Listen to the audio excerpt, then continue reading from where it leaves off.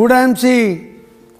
दोस्तों, आयुर्वेद महाज्ञान है, ये उपवेद है, संपूर्ण विज्ञान है, भारतीय संस्कृति की पहचान है, ईश्वर का अतुलनीय वरदान है। दोस्तों, आयुर्वेद दो शब्दों आयुर और वेद के मेल से बना है, जिसका अर्थ है जीवन का विज्ञान। पौराणिक कथाओं के अनुसार सृष्टि के रचयिता ब्रह्मा जी आयुर्वेद के जन्मदाता हैं। वेदों में आयुर्वेद को उपवेद का सम्मानीय स्थान प्राप्त है। आयुर्वेद को ब्रह्मा जी ने 8 भागों में बांटा है, जिसे साधारणतया हम अष्टतंत्र भी कहते हैं। कहा जाता है ब्रह्मा जी ने यह विद्या अश्विनी कुमारों को दी, जिनको हम देवलोक के स्वास्थ्य व शल्य देवों के रूप में पूजते हैं।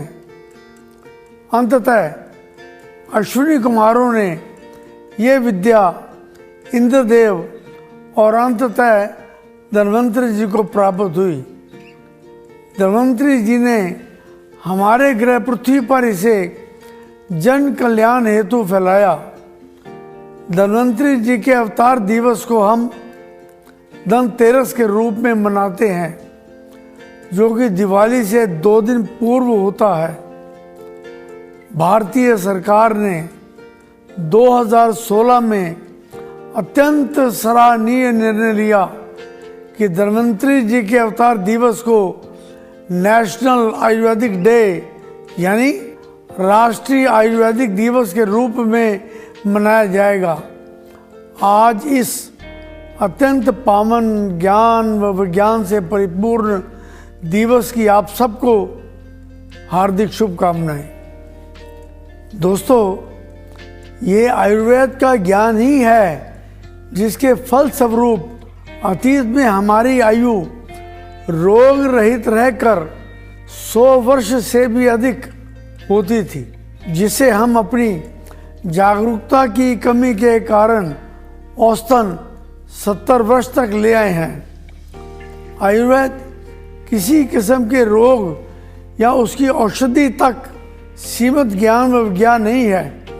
ये वनस्पति प्रधान पद्धति है, क्योंकि प्रकृति ने प्रत्येक वनस्पति में गुण प्रदान किए हैं जो कि हमें निरोग रखते हैं। दोस्तों, आयुर्वेद बीमारी के उपचार की पद्धति ही नहीं, शरीर को रोग मुक्त रखने का विज्ञान है। आप चकित रह जाएंगे कि केवल मानव ही नहीं, हमारे आयुर्वेद के ज्ञाता महर्षि शलिहोत्र जी ने 12,000 श्लोकों के साथ शलिहोत्र संहिता की रचना की, जिससे आयुर्वेद पद्धति से पशु स्वास्थ्य व चिकित्सा का वर्णन है। दोस्तों, हमारा भारतीयों का रसोई घर वास्तव में आयुर्वेदिक कक्षा है, क्योंकि हर प्रकार के मसाले औषधीय गुणों से परिपूर्ण है। हमारा वातावरण आयुर्वेद से भरपूर है, क्योंकि हर वनस्पति, हर जड़ी बूटी, हर फल, हर सब्जी अपने भीतर औषधीय व स्वास्थ्य गुण समेटे हुए हैं। वंदनीय तुलसी का पौधा सैकड़ों बीमारियों का समाधान है। दोस्तों, आयुर्वेद रोगों का उपचार नहीं, बल्कि रोगों का समाधान है। हम ऐसे भी कह सकते हैं कि आयुर्वेद के 2 उद्देश्य हैं। पहला, स्वस्थ व्यक्तियों के स्वास्थ्य की रक्षा करना। दूसरा, शरीर के दोषों को दूर करके रोगी व्यक्तियों को निरोग रखना। सबसे महत्वपूर्ण बात है कि आयुर्वेद के कोई साइड इफेक्ट नहीं, बल्कि मैं तो कहता हूं साइड बेनिफिट्स हैं।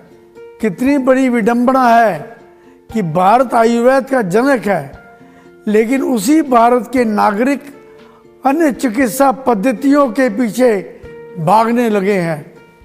कारण है कि एक लंबे अरसे तक हमारा गुलाम रहना। आयुर्वेद में गहरी हमारी जड़ों को अंग्रेजों ने कमज़ोर कर दिया।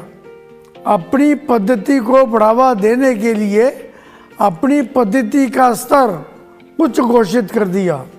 दूसरी तरफ आयुर्वेद ज्ञान से भरी प्राचीन पुस्तकें व ग्रंथ भारत से बाहर ले गए और उसी ज्ञान को विदेशी नाम देकर हमें बेचते रहे। इस प्रकार हमारा ज्ञान चोरी किया और हमारा धन भी लूटा। दोस्तों, महाभारत काल में आयुर्वेद चरम सीमा पर था।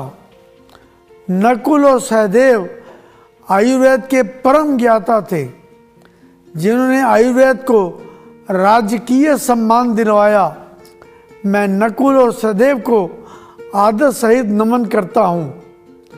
अब तक यूं तो अनगिनत वंदनीय ऋषि मुनि, चिकित्सक, विद्वान वैज्ञानिक हुए हैं, जिनका योगदान आयुर्वेद के क्षेत्र में अतुलनीय है।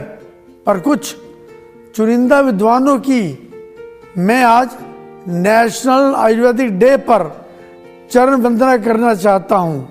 मैं महर्षि अगस्त, च्यवन, अत्रि, कश्यप, अग्निवेश, सुश्रुत जी, चरक जी, भागवत जी, जीवक जी को नमन करता हूँ, जिनके ज्ञान और शल्य चिकित्सा पर हुए अनुसंधानों के फलस्वरूप आयुर्वेद विश्व का महान विज्ञान कहलाया।